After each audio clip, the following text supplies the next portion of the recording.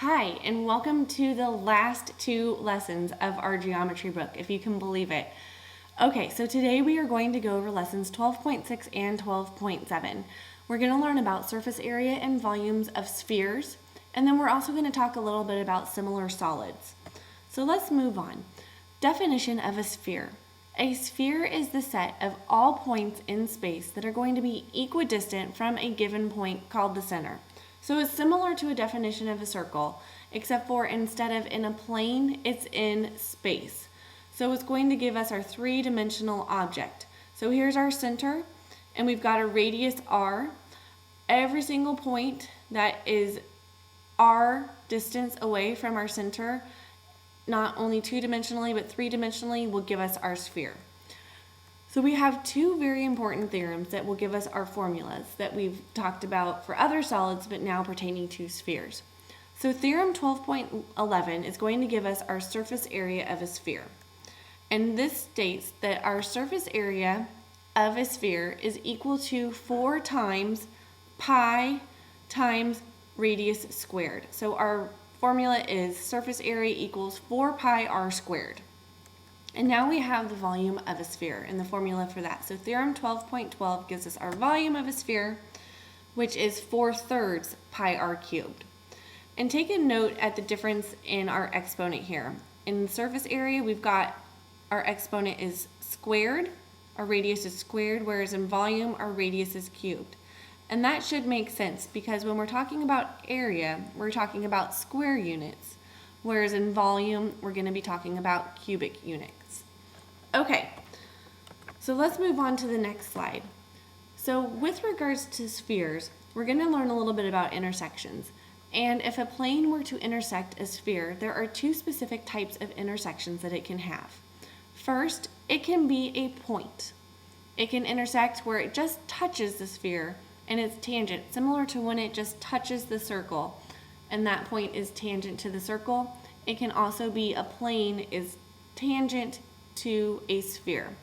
Or if the plane slices through the sphere, then we're going to get an intersection of a circle or a cross section of the circle.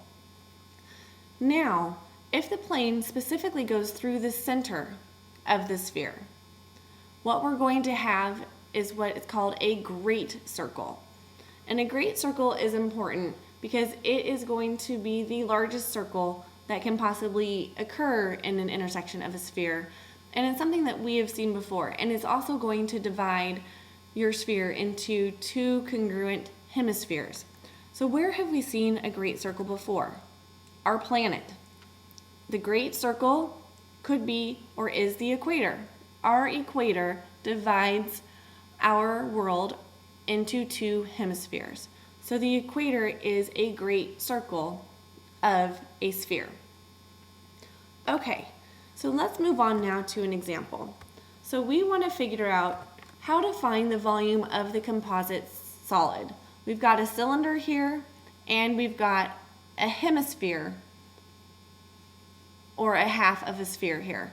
So in order to find the volume of this solid, we need to figure out our volume of our cylinder and our volume of our hemisphere and subtract off our hemisphere from our cylinder. So our cylinder, and I'm just going to write that as CYL. So remember, that's going to be, our volume is pi r squared h. So let's plug in everything that we've got. So this equals pi times our radius squared, which we see our radius is 2, times our height, which is 5. Okay, so when you plug that in to your calculator, you're going to get that our volume of our cylinder, it's approximately 62.83 cubic centimeters. Now we're going to find the volume of our hemisphere. So our volume of our sphere,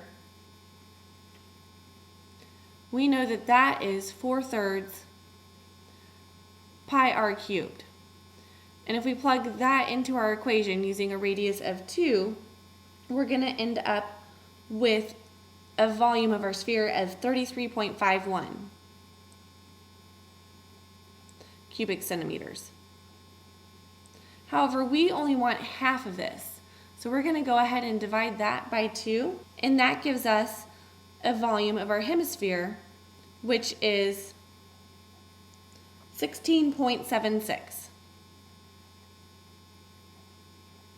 So now to find our composite solid, we're just going to subtract off our volume of our hemisphere from our volume of our cylinder, and we get 46.07 cubic centimeters.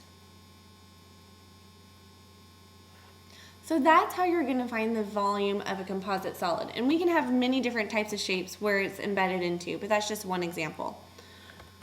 Okay, so now let's move on to similar solids. So we have one last theorem here, which is about similar solids.